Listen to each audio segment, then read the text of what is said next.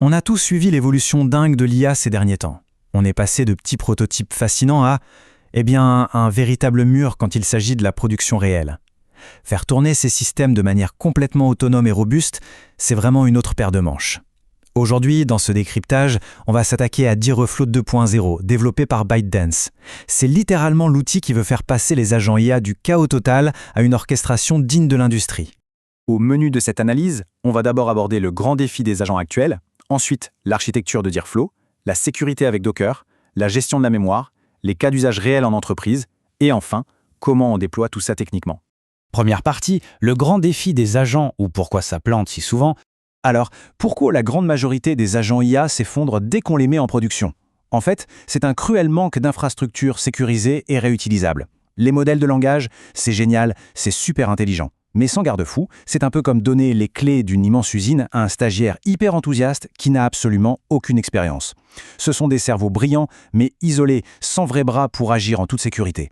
Pour mettre ça en perspective, une étude empirique récente a analysé 70 architectures d'agents différentes. Et les chiffres font un peu froid dans le dos. 40% des frameworks n'ont tout simplement aucune piste d'audit. 17% tournent carrément sans isolation sur la machine hôte. Et 43% ont tout juste une sécurité de base. Honnêtement, c'est une faille majeure. On ne peut pas confier les processus d'entreprise critiques à des systèmes dépourvus de contrôle de sécurité aussi élémentaires. Pour bien comprendre la différence, prenons une analogie toute simple. Aujourd'hui, la plupart des frameworks agissent comme un conseiller externe. On pose une question, il génère un texte de réponse et terminé. C'est à nous d'exécuter le code. L'approche de Direflow, c'est plutôt de créer un véritable employé virtuel. Cet employé a son propre bureau, son propre PC, il accède à des fichiers et il possède un vrai moteur d'exécution pour accomplir la tâche de A à Z.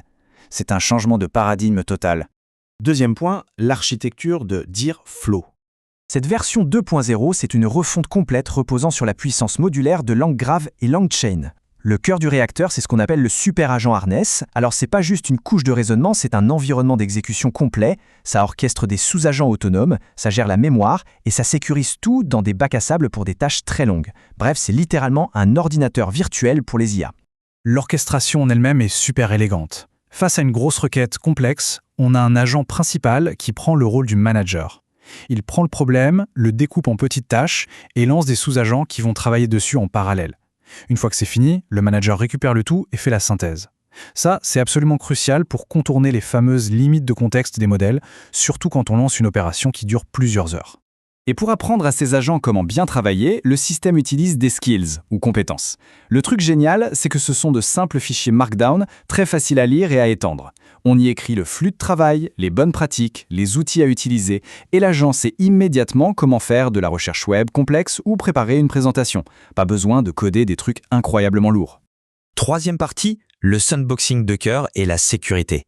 C'est là qu'on répond directement aux failles effrayantes qu'on a vues tout à l'heure. Dans l'industrie, on a globalement 4 niveaux d'isolation. Aucune isolation, la séparation de processus, le WebAssembly et l'isolation par conteneur. Direflow a tapé fort en choisissant l'isolation par conteneur avec Docker. C'est vraiment le standard industriel le plus exigeant pour allier une liberté d'action totale pour l'agent et une protection en béton armé pour le système hôte. Dans ce bac à sable Docker, les capacités sont énormes. L'agent a accès à un terminal bash, à un système de fichiers persistants, et il peut exécuter n'importe quel code de manière arbitraire. Il écrit un script Python, le teste, le corrige, en toute autonomie. Et la magie, c'est le zéro contamination de session. L'environnement est recréé proprement à chaque fois. Les données sensibles de l'entreprise restent totalement intouchables. Quatrième point, le contexte et la mémoire persistante. Pour qu'un système soit vraiment utile en entreprise, il faut qu'il se souvienne de ce qui s'est passé lors de la session précédente. Direflow gère cette mémoire à long terme de façon très fine. Il retient les préférences, s'adapte au style d'écriture de l'équipe et comprend comment sont structurés les projets. En plus, il s'intègre avec Tiamat pour la mémoire cloud, ce qui assure une vraie continuité à l'échelle de toute l'entreprise. C'est le vrai cerveau de l'opération. Mais bon, gardons notre casquette d'architecte pragmatique à l'instant. Comme le soulignait très justement un récent article de la communauté dev, la mémoire persistante dans les systèmes d'agents est encore un problème non résolu. Il faut absolument vérifier son comportement dans vos charges de travail. C'est un rappel à la réalité. L'architecture est super bien pensée, oui, mais la rigueur exige de toujours tester ces mécanismes de mémoire avant de basculer en production. Cinquième partie, les cas d'usage réels en entreprise. Concrètement, qu'est-ce que ça accélère? Prenons la recherche approfondie. On a besoin d'un rapport concurrentiel massif. Au lieu d'avoir un texte vague généré en une passe, le système déploie plusieurs sous-agents qui vont fouiller le web en parallèle. Ils croisent les sources, génèrent des graphiques et pondent un document final avec des citations ultra précises. Ce n'est plus juste un résumé généré par IA, c'est un travail de recherche orchestré de bout en bout. Un autre exemple vraiment bluffant concerne les pipelines de données. Les agents peuvent écrire, nettoyer et exécuter des scripts de transformation Python directement dans leur sandbox. C'est un gain de temps monumental pour les ingénieurs data et surtout, tout ce processus se déroule en toute sécurité, sans risque de corrompre l'environnement principal de l'entreprise.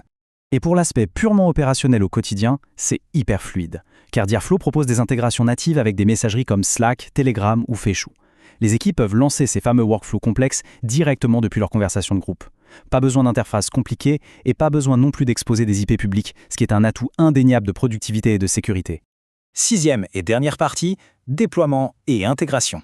Pour les architectes logiciels qui veulent déployer cette infrastructure localement, la configuration de base est franchement claire. Il faut 3 éléments: Docker pour faire tourner les bacs à sable en toute sécurité, une interface front-end sous Node.js qui tourne très bien en local et un back-end configuré avec Python 3.11 minimum. C'est un environnement de développement qui s'inscrit parfaitement dans les standards modernes.